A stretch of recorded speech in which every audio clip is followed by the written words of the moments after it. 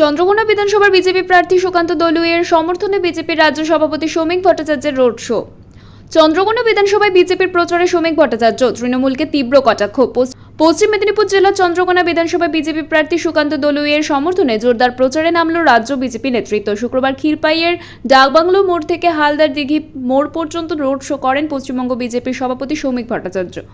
এই রোড শোয়ে বিপুল সংখ্যক কর্মী সমর্থকের উপস্থিতি লক্ষ্য করা যায়। রোড শো শেষে ক্ষীরপাই হালদার দিঘি মোড়ে এক সংক্ষিপ্ত পথসভায় বক্তব্য রাখতে গিয়ে সৌমিক ভট্টাচার্য বলেন, কেন্দ্র ও রাজ্যের সমন্বয় ছাড়া কখনোই ঘাটাল মাস্টার প্ল্যান বাস্তবায়ন সম্ভব নয়। তিনি দাবি করেন, বিজেপি ক্ষমতায় এলে সেই পরিকল্পনা বাস্তবায়িত হবে।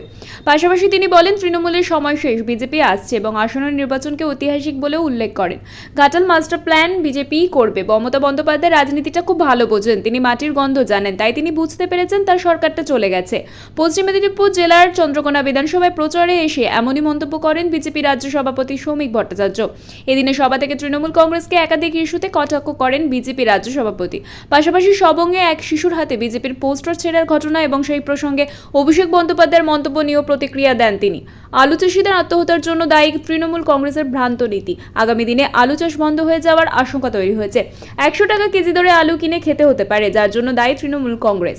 পশ্চিমবঙ্গ থেকে 40 লক্ষেরও বেশি পরিযায়ী শ্রমিক ভিন রাজ্যে কাজ করছেন। এই পরিস্থিতির জন্য যারা দায়ী, এই নির্বাচনে তাদের উৎখাত করে দিন। চন্দ্রকোনা বিধানসভায় প্রচারে এসে এমনই মন্তব্য করেন বিজেপি রাজ্য সভাপতি সৌমিক ভট্টাচার্য।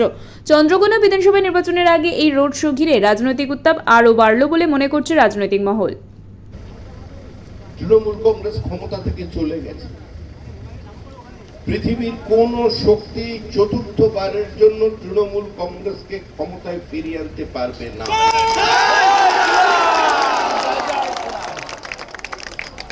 কালের নিয়ম মেনে, রাষ্ট্রবিজ্ঞানের নিয়ম মেনে, সমাজ বিজ্ঞানের নিয়ম মেনে তৃণমূল শেষ। তৃণমূলের বৃত্ত সম্পূর্ণ হয়ে গেছে। সারা দেশে 12টি রাজ্যে এসআইআর হলো পশ্চিমবঙ্গের সঙ্গে। কোথাও সংঘর্ষ নেই, আগুন নেই, বিডিও অফিস ভাঙচুর নেই, পথ অবরোধ নেই, বিরোধী রাজনৈতিক দলের কর্মীদের কাছ থেকে ফর্ম কেড়ে নেওয়া নেই, ফর্ম 6 জমা দেওয়াতে কোনো অবরোধ নেই। আর মুখ্যমন্ত্রী যখন নিজেই বলছেন, আমাদের মুখ্যমন্ত্রী তো কোনো সাধারণ মুখ্যমন্ত্রী নন। আমাদের মুখ্যমন্ত্রী নিজেই নিজেকে রয়্যাল বেঙ্গল টাইগার বলেছেন। আমাদের মুখ্যমন্ত্রী তো বলেন, আমাকে ছেলেও ধরতে পারেন, মেয়েও ধরতে পারেন, আমি কোন চাপের কাছে মাথা নত করি না। তো সেই দর্দণ্ড প্রতাপ মুখ্যমন্ত্রী নিজে যখন বলছেন যে তৃণমূল যদি থাকে আবার দেখা হবে, দেখুন মুখ্যমন্ত্রী এই হঠাৎ বুঝিয়ে ওঠা কোনো তৃণমূল নয়। সিপিআইএম এর হারমাত থেকে তৃণমূলের প্রতীক নিয়ে নির্বাচিত হয়ে যাওয়া কোনো বিধায়ক নন।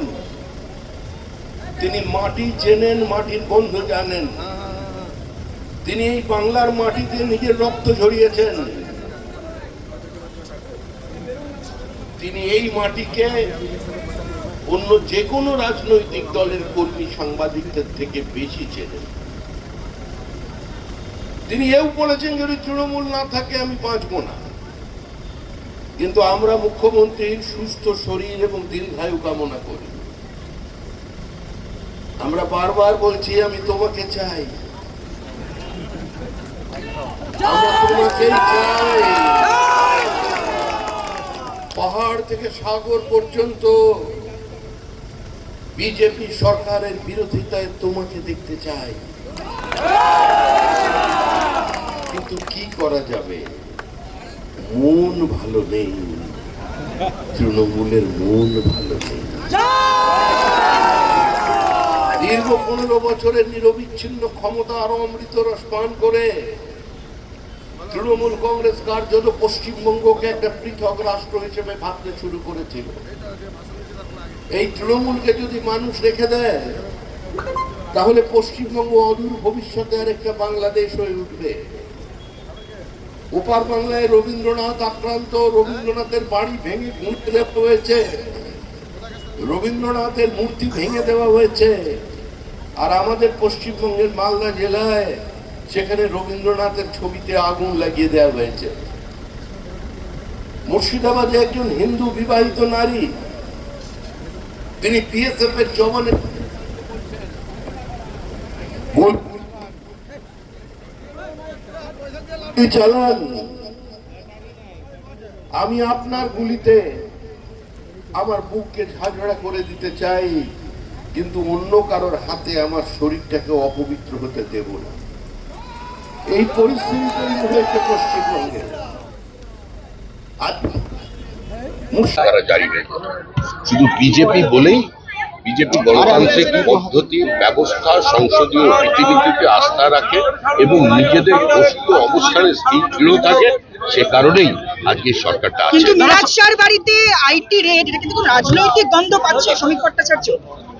মিরাজ শাহর আমি বাড়িতে চিনি না দাদা সবঙ্গে মিরাজ শাহ কোনো কবি নেই। দাদা সবঙ্গে একজন শিশু বিজেপির পতাকা ছেড়ে দেওয়া, তার মাকে মারধর করা হয়েছে। অভিষেক বন্দ্যোপাধ্যায় খুব অন্যায় করেছে। 4 যদি কেউ তারিখের করে পরে থাকে- কানে ধরে উঠবোস করানো। না না, সেটা 4 তারিখের পরের সময় উনি থাকবেন, ওদিকে কেউ তৃণমূল কংগ্রেসের লোকজন যাবেন, এটা থাকেন। যদি এটা করে থাকে, আমি জানি না বিজেপির এই কাজ করা উচিত নয়। গ্রেপ্তারও হয়েছে। না না, যদি এটা করে থাকে জঘন্য অপরাধ, পার্টি থেকে তাড়িয়ে দেওয়া হবে, তাকে শাসন করা হবে।